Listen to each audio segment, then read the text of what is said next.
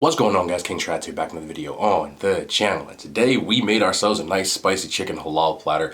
Alright, let me explain. Originally this was supposed to be like an exact replica of halal, guys. It dropped like an exclusive spicy signature chicken something or other. I tried it last week and it was okay. It wasn't really like any much of a difference. The only difference to me was that it tasted like they marinated in the hot sauce. And I was like, yo, I feel like making that. So I had a couple of extra packets of hot sauce and the white sauce. So I was like, okay, let me try to make this. Let me take you through the process. And then we kind of took a left-hand turn because you know how I get down. But I'll show you kind of what it looks like first, and then I'm gonna get into it. So we freestyled the latter half, and I'll explain why as I go on, but I couldn't do it with all that white sauce. It wasn't no way. So let me break it down for you again real quick. First, to start off with our chicken, we got our hand-trimmed, boneless, skinless chicken thighs. Always use the thighs. Not a breast guy. Don't go there. So we trim those up. Obviously they're cleaned up, trimmed up. Most of the fat is off of there. Then we season it up, just real simple. Sazon tropical, which I use way too much at this point. Sea salt, pepper, minced garlic, as well as some onion powder. We let that marinate. We put a little saran wrap, put it in the fridge. It's supposed to be an hour, but I started watching Boba Fett, a little Star Wars thing. So I watched that, kind of took a nap a little bit. You know, I'm still in recovery, so it was more like 4 hours, but still, that's even better. So we took that out, put that on the pan, had a little spray on there, medium heat, let that cook down, I want to say probably about 15 to 20 minutes on the stovetop. Just turning it, making sure it cooks evenly, obviously, but nothing too crazy with that.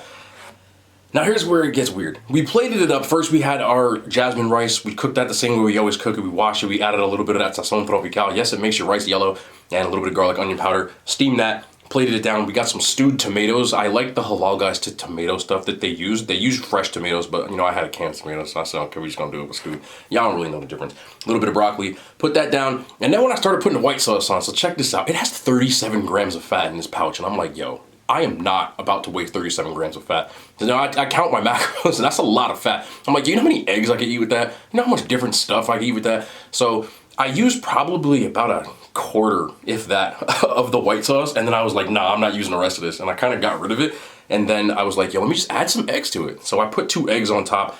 Got the idea, because I do eat at a place called Pho Roo. You might have seen my other videos. They put fried eggs on top of their like fried rice platters, and I was like, yo, fried rice, eggs work on everything. Fried rice work, no matter. Regular rice. So that's what we have here, like I said. So we got the fried eggs. I did a good job on the fried eggs this time. Can you? There you go. I was messing up my focus. They look a little, whatever. It's been a long week. So I haven't cooked in so long, so I'm all over the place right now, but I'm ready to try this. I haven't had my own cooking in, it's been a long time. A week and a half. Almost 2 weeks at this point, so. Fork. Fork. Yeah. There we go. Okay. Okay. Oh, I can't wait to try this. Chicken and rice, you know that's my wheelhouse. So ready.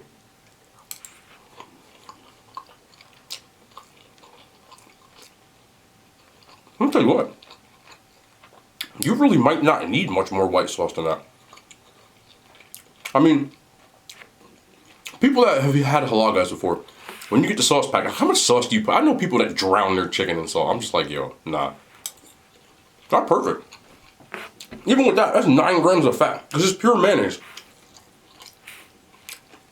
I ain't gonna cap though, it is good. That's like their saving grace. Mm.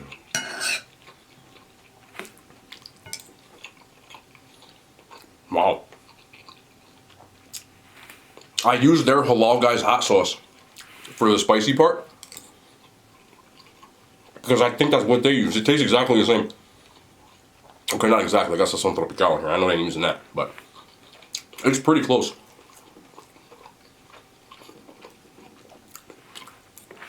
Mm. I gotta use the fork for the egg. Run me my yolk. This is where it gets oh so good. Gotta get that yolk up in there. I know some of y'all don't like yolk. I don't care.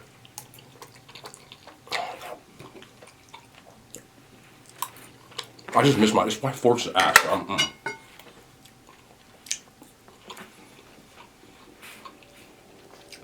This is a hitting spot right now. I miss my own damn food.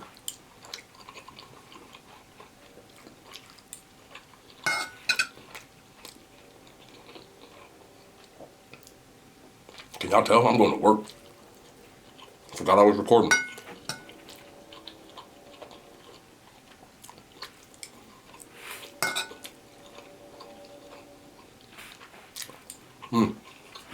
I can believe this. Regular water today. Yeah. The only things I really drink right now is water and Gatorade Zero. I've been trying to drink more water because you really do get dehydrated when you get the illness. So I've been doing double time with just plain water, which has really helped. I haven't been dealing with, like I did in round one, the severe dehydration, which really sucked. But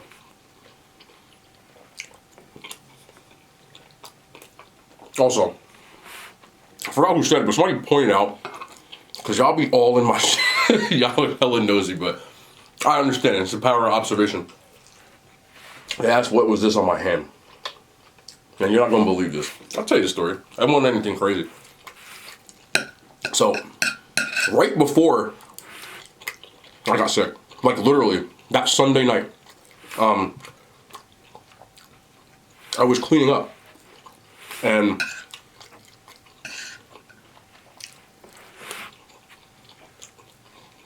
I had one more slice of pizza.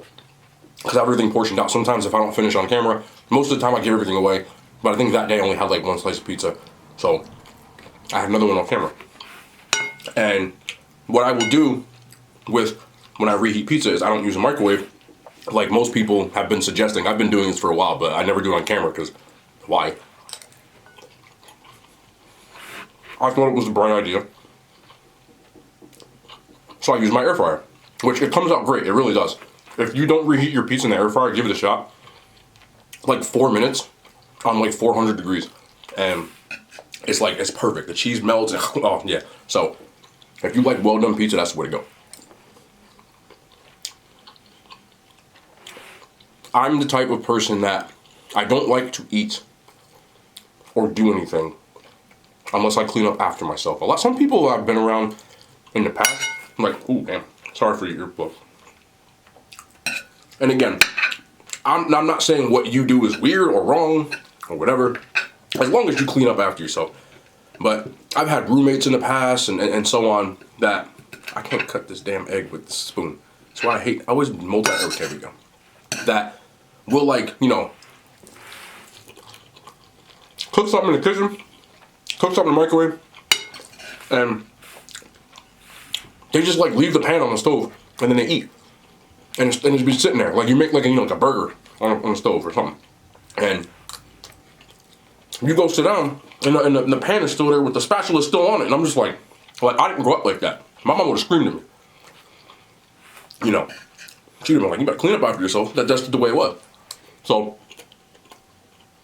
when I finished with the air fryer, because the pizza had like a lot of cheese on it, some of like the cheese, the grease from the cheese like dripped down onto that little pan, and it got on like the grill part.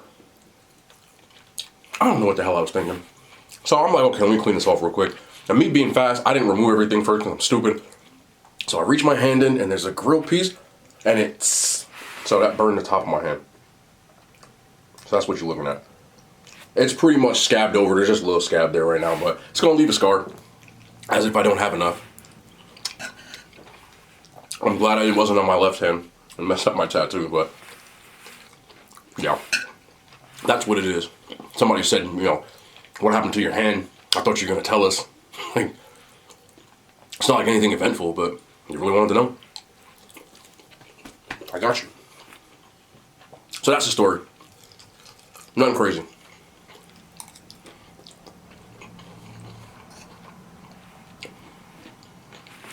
I'm boring, bro. I don't really do a lot.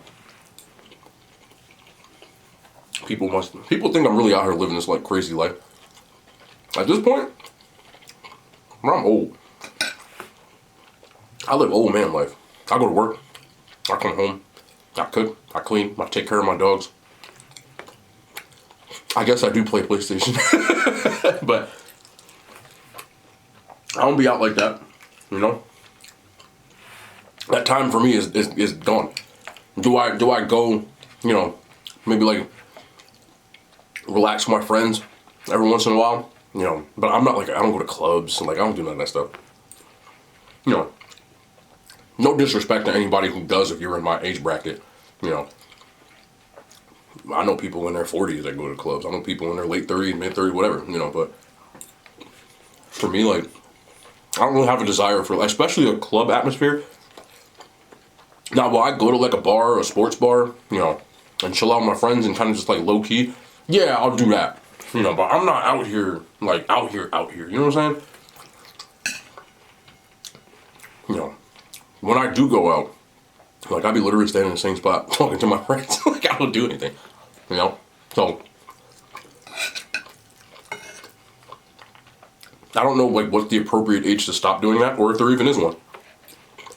And to tell you the truth, I don't really think there is. Some people tend to say things like, you know, you're too old to do this, or you're too whatever to do. Like, to me, I don't really think that's true. You know, like if you're in your 50s and you feel like going to a club and stuff like that, and you ain't hurting nobody by doing it, like obviously you don't have no kids at home, or like, you know, like a wife at home and you out here causing trouble, like, nah. But if you mind your business, mind your business. You know what I'm saying? If you feel like that's what you do to make you happy, go ahead. It'll always be that way. And I guess like no matter how old or young you are, there will always be somebody calling you young or old, which is crazy, but true. Like if you're 15, a 25-year-old will be like, man, you're just a kid. If you're 25, a 35-year-old will be like, yeah, you're just a kid. You get what I'm saying? And vice versa. The 25-year-old will be like, oh man, you're old, you know, you're 35. Or you're old, you're 45. Like, no matter what, there's always other people on the other end. You know? And I think when you start like, I would say like your mid-20s, you start thinking about that kind of stuff. You know? Before that, you don't have a care in the world. And once you hit like your mid-20s, you start thinking about like, all right, I'm getting, not old, but older. Like you start thinking, okay, am I still supposed to be doing this? You know, am I supposed to be going out to the club or, you know, like whatever. Because no matter what, there's always people who age out of that appropriate stuff and they still do it. Crazy phenomenon. I've had a lot of time to think this week when I wasn't doing anything, so this stuff was kind of just in my head. And what I mean is this, right? There's high school parties where it's high school students, you know, 15, 16, 17, some 18-year-olds. But at those parties, there will always, I know I was in high school at one point.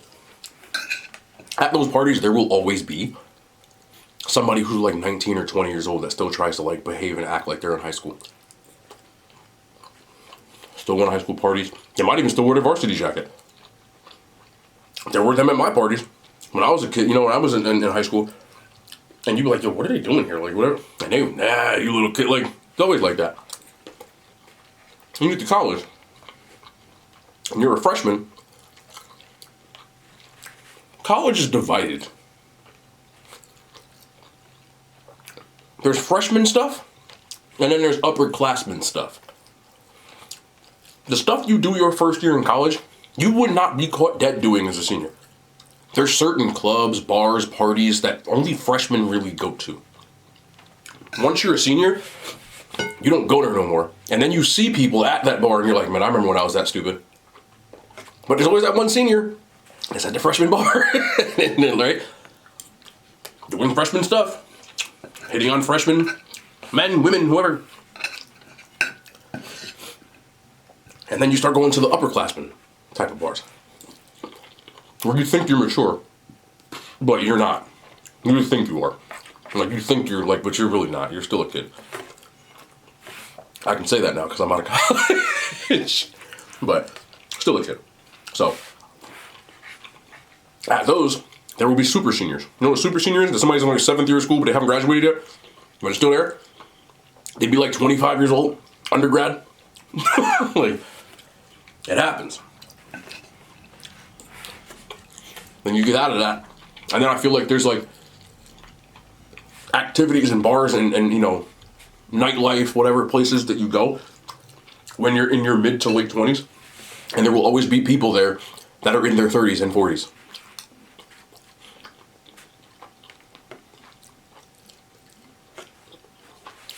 So, no matter what, there's always people that aren't really doing things. And again, to me, as long as you're not hurting anyone, you're not taking advantage of anyone, then, live and let live, in my opinion. But I feel like, especially now, especially in American culture, people talk about midlife crises. I feel like in the US, we have like 30 crises now because of the way that our society is. What's the word? It's ingrained in us. When you're in high school, people start getting anxious about college stuff, right? Everybody in high school tells you gotta go to college, your guidance counselor's gotta go to college, so you fill out all these applications, where am I gonna go? It's the biggest decision of my life. We all did it. For me, it was that, but it was recruiting. For me, I didn't want to pick the wrong school, So I was not anxious, but I was I hope I pick the right school. What do I do? Asking for advice. And I didn't really know nobody who played ball in college. So for me, I kind of was the trailblazer. I had to do it on my own. Lucky for me, I ended up, in a good situation. But then you get to college. And you do the same thing. Undergrad people going, I gotta declare my major by the time I'm this. I don't know what the hell am I gonna declare. It's the biggest decision of my life. Oh shit, the cycle continues. You start getting to the end of your college year, your undergrad. Now you gotta decide what you're gonna do. Oh my god, I don't know, am I gonna pick a job? I got an internship, gotta pick my internship. It's the biggest decision in my life. Finish your internship, you're gonna go to grad school. Oh, I'm a grad school. Oh, you get out of grad school. Oh, I gotta pick a job, my career path. It's gonna be the biggest decision of my whole. How many biggest decisions do we make? We make so many biggest decisions. And in reality, I'm gonna tell you this.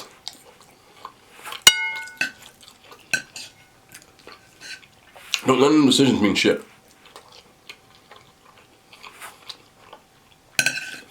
As long as you are still breathing, it is not too late. You picked the wrong school and you hate it there, fucking transfer. People transfer all the time. You picked the wrong job, quit.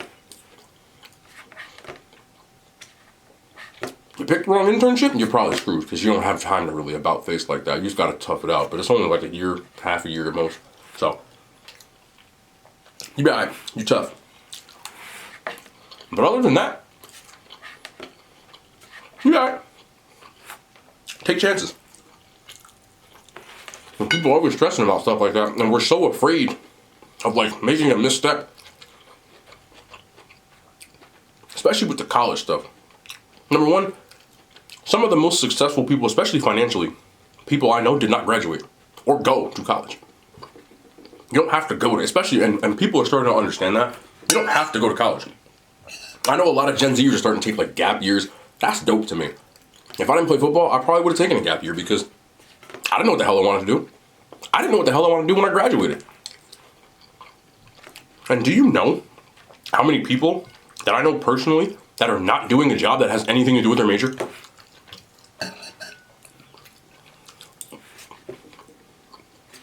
I got a friend who owns 3 insurance agencies. His major was general studies, bro. It don't matter.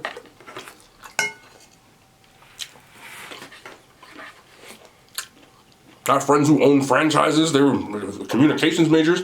I'm one of the few people whose major is actually what I'm doing. And it was an accident. I picked exercise science. I'm pretty sure that I've told you guys this before. But I picked exercise science because it was close to the dome. It was close to the stadium we played in. And I didn't want to walk. And when I mean close, it was in the same building. I didn't have to leave the building. That was a godsend. I finished class and just walk down to the other side and go to the field house and be on the other side of the whatever. Because our stadium was literally connected to the recreation building. connected. There was a freaking tunnel and you just walked. So it'd be cold as hell. I wasn't trying to go over there across the street because it was across the street from campus. It was on campus, but it was like in the back of campus. I never set foot on campus till grad school. I didn't even know the damn library was. Excuse me. And I did that by design. I had no intention. Right? Everybody's, oh yeah, exercise science, like phys ed, right? You gonna be a gym teacher? When I tell you, that shit was, it's a lot harder than people think, bro. How many bones you gotta remember? Joints, muscles, kinesiology. In other words, what those muscles do. All of them, anatomically. It's a lot of information. I didn't struggle with school or anything, I'm just saying. Like, people think I probably picked like an easy major. No. I just picked it till it was close. I'm keeping it in a full stack. I literally was like, all right. And when I left college, right, did my internship, you know, I worked in a weight room at my school, and then I did one at another high school, putting together like weightlifting programs and stuff. And like, at last minute, I decided to come back home to Jersey. Bro, I swear to you, my first job, I worked for Geico. That's where I was going. I was literally going to work for Geico. Like, already ready to go. Like, pass the necessary exams, all that stuff. Now, you can work for Geico as an independent contractor, or you can work for a place that, like, goes around and facilitates it. And that's what I was going to do. Like, I was literally working at a place, not like, you know, at home, but, and so on. You know, had multiple interviews, and was like this, you know, got the call back. I was going to show up the next day. And for some unforeseen reason, at the last minute, because I was also applying for jobs at gyms because I wanted a free membership, I got a call from a gym.